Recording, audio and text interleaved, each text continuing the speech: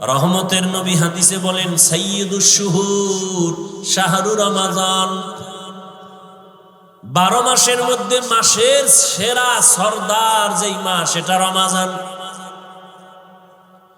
রহমতের নবী বলেন রমাজানের আগে এখন আজকে পর্যন্ত যে মাস চলতেছে শাবান, কালকে দিন চলবে শাবান, চাঁদ দেখা গেলে শুরু হবে রমাজান, এর আগের মাস চলে গেল রজব। নবী বলেন রজব আল্লাহর মাস, শাবান আমি মুহাম্মদের মাস, রমাজান আমার উম্মতের মাস। এত নবী,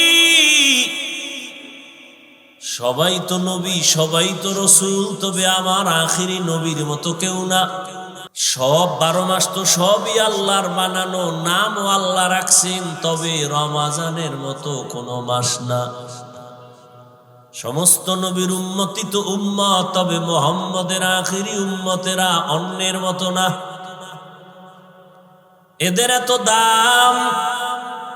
আল্লাহর দেয়া কিতাব তাওরাত, আল্লাহর দেয়া কিতাব জবুর, আল্লাহর দেয়া কিতাব ইনজিল, আল্লাহর দেয়া কিতাব, তবে কোরআনও কিতাব, তবে একটা কিতাবও কোরআনের মতো না। সবই তো নবী, তবে আমার নবীর মতো কেউ না।